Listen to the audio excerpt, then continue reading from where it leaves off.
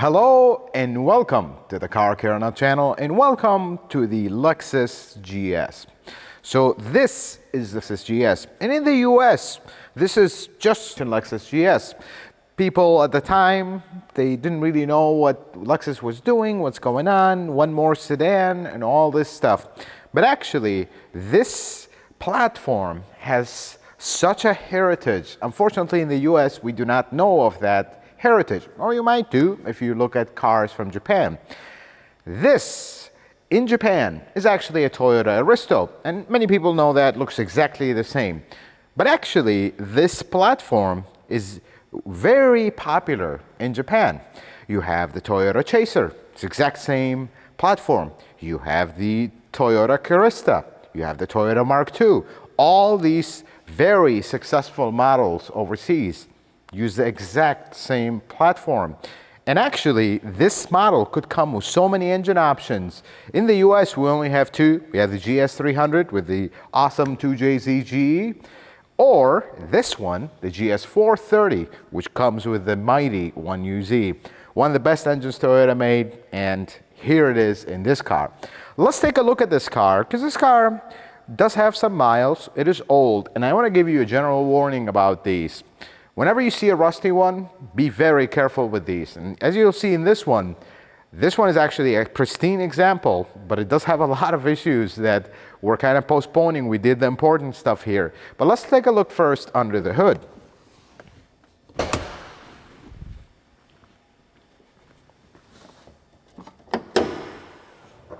Would you look at this beautiful sight? This is the 1UZ FE. 4.3 liter, beautiful engine. This engine is possibly one of the best engines ever made. But we do have some problems.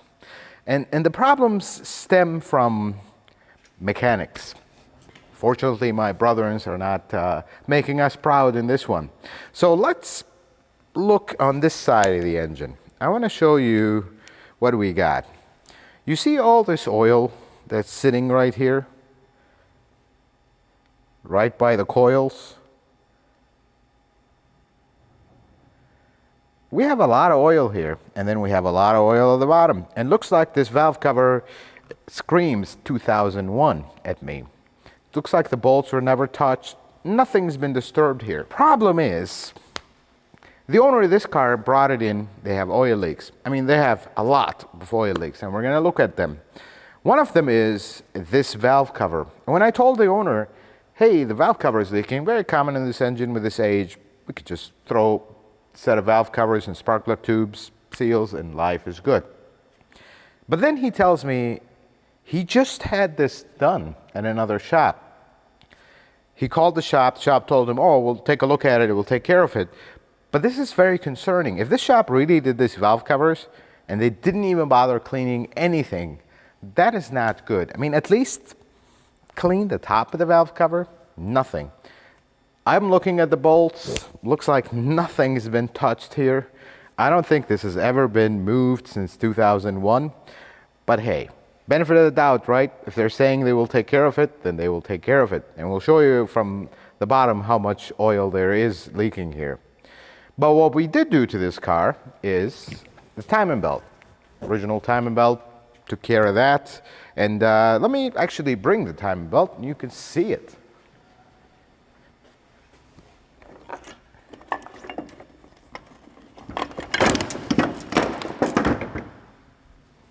Here is the timing belt. Again, original timing belt from 2001.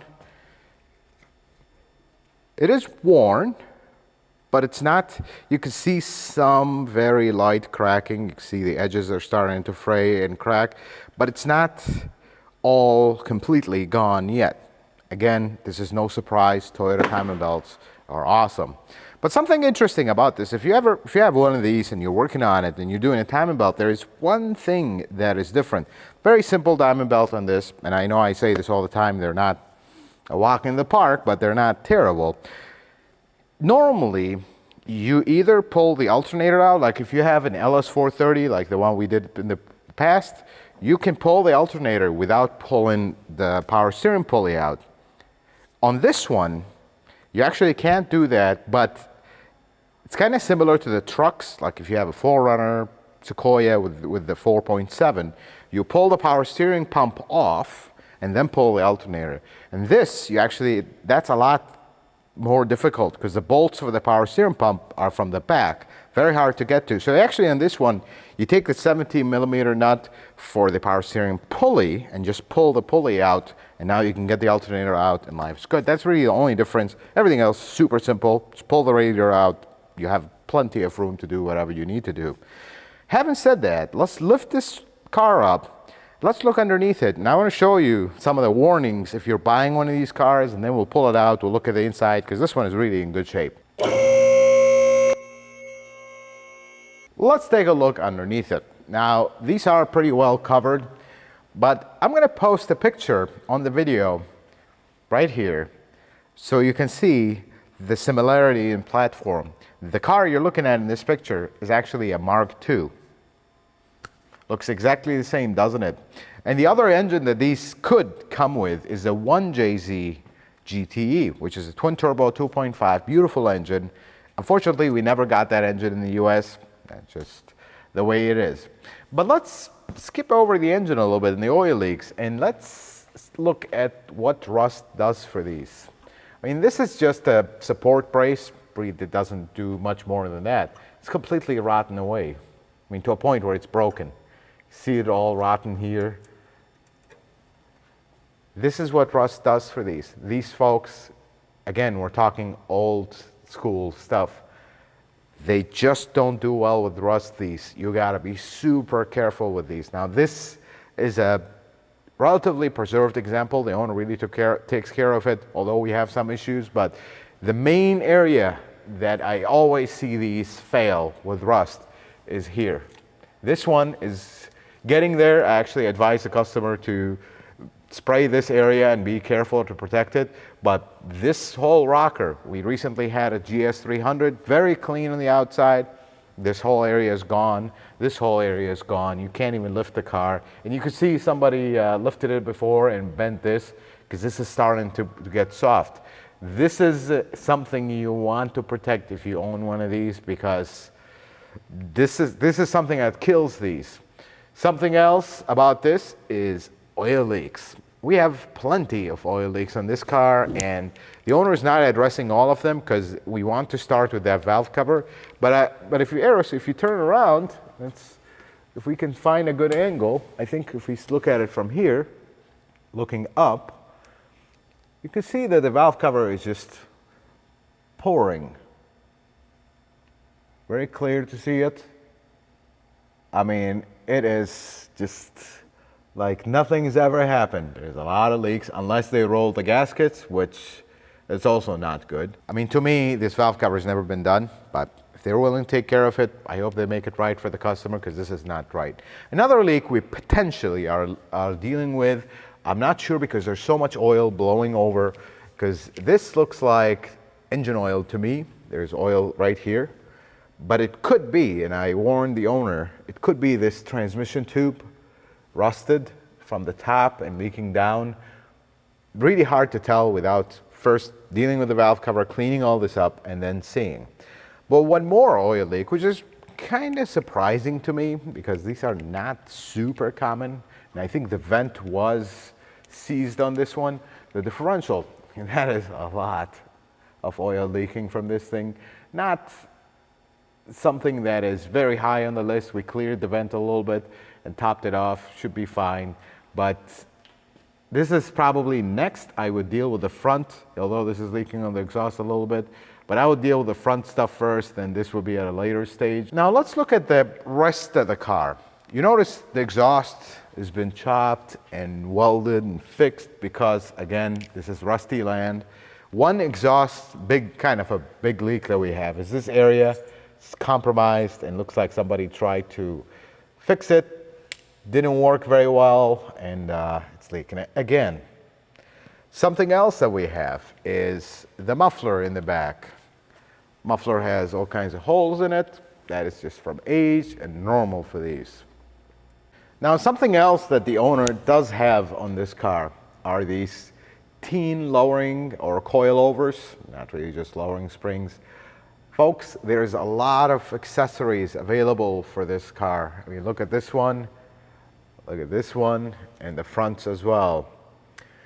The reason there is so much accessories from pretty high-end companies for this car is because of its relation with the Mark II, the Chaser. These are very popular cars overseas, but we unfortunately don't have them. I wish we do because they are beautiful. I've had the pleasure of driving a few of them when I was back home, but this is reality. We only have this one. Now, something else we did to this car, and this is, again, we go back to aftermarket versus original. We replaced the brakes all around. The brakes are super expensive for these cars, original, because I guess Lexus knows that you're kind of stuck with them. Because when you go aftermarket, and this is one of the concerns of the owner, every time you reverse, there's pad shift, and the noise is like horrendous. You just clunk, huge clunk in the front. And again, same mechanic that did the valve covers or didn't do them. Replaced the control arm, replaced whatever, and the noise is still there, and he just gave up, like, whatever, let's just drive it as it is. Brought it to me, and the first thing I looked at is, I mean, let's look at the front brakes.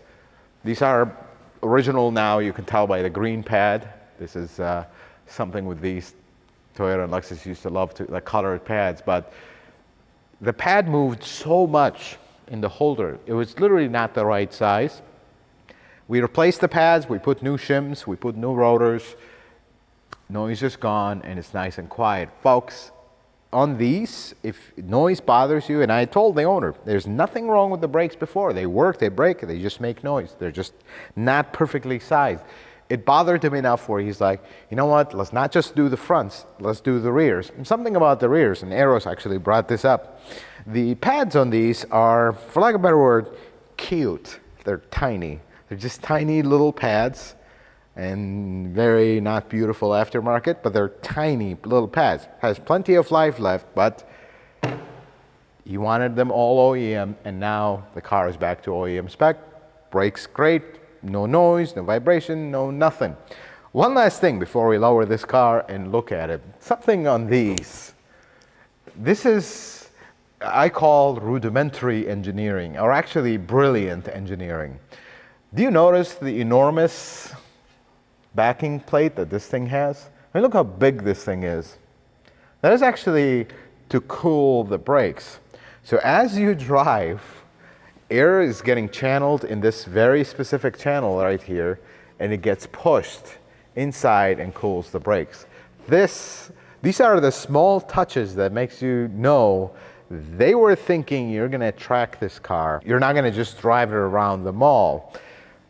And these cars can be tuned, can be modified in a point where they're serious cars. They're big cars, they're actually well balanced, they handle very well, and there's a lot of support from the good aftermarket for modifications, lowering springs, because these are not just lowering springs, these are coilovers, and they work pretty well. This thing rides very nice, except the exhaust leak, which in my opinion, that would be something that would drive me nuts, but everybody has their pet peeves. The brakes wouldn't bother me so much making clunking noises, but that exhaust would drive me nuts. Let's lower this car down, let's look inside of it, because this one is actually, the owner's done a lot to this car to kind of make it pop and look as good as it does.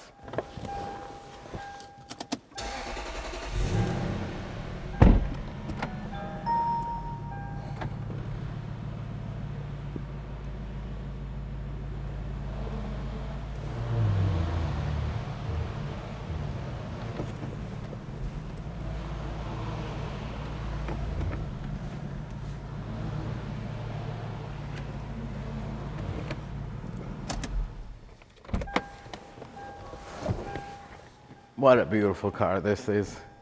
First, they're really trying to keep the paint preserved. I mean, you can see it does have a few dings here and there. It's a black car, it's near impossible to keep it clean, but they did replace all the headlights. These are all new. Just to bring them back to life, these are notorious to yellow, kind of making it look better. The wheels are nice chrome wheels, are actually in good shape. They don't have scrapes and scratches all over the place. For the most part, they are clean and nice. And in the back, same thing. They did replace the taillights. Looks 100 times better. I don't believe they replaced this one, and you can kind of see a color difference between the two, but looks straight. Cars looks great, and these really were kind of a timeless look to them. I like how these look. I actually like this. Like the GS has always looked good. I secretly love the GS, but yeah, don't tell the wife that. We might want to buy one at some point. But one other thing we did, and again, this is a common thing with older Toyota and Lexus, more really Lexus. The door locks did not work, and this is one of those things. Only one of the rear door locks worked. So we ended up replacing, and again, when you run into this situation, these door locks are not cheap. They're pretty expensive. You want to replace the driver's door first, because that's the one you're going to use the most. In the case of this owner, he said it's him and his wife. They want to drive this car through the winter. So he wanted to replace the front doors, leave one of the ones in the back that's not working. He says he doesn't use the back seat. And you can tell because, see, this is the one that doesn't work. Because the back seat is in great shape. I mean, look at this seat. It does have a few cracks, but overall, it just has this couch look to it. Super comfortable seat. I love these. They're really, really nice. Now let's look at the front.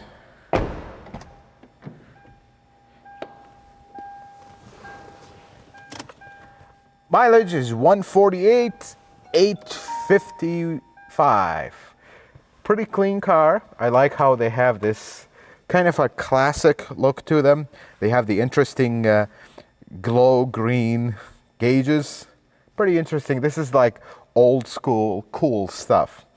I like this interior because again, it's not over the top, but it is nice. This is not really luxified too much. This is basically a direct copy from the Mark II, the Chaser. They all look like this. They just have a classic look to them. We're still in progress on the door. Notice we haven't put this back because I want to adjust the lock toggle a little bit. And we're almost done with this car. We're just gonna do the final touches. I want to adjust this lock toggle a little bit. By the way, these are adjustable, just so you know. When you're looking at one of these cars, be careful with rust. Be very careful with rust, because these can be the greatest cars you bought, although they're getting older and they do have issues. And be careful because parts are expensive for these original. Yes, you can get aftermarket, but don't get carried away, because this is when what's reliable about these cars kind of goes away. On the GS300, oil leaks are a problem. This is also oil leak problems because they're just simply too old. Rust is the biggest thing you want to avoid on these. Be very careful. You will not look at anything else in the car before looking at the rust, especially in the backs here. We recently had one. What a shame, because it was such a clean one. The owner was a nice guy. He wanted to take care of it, but it was done at that point. There's no point.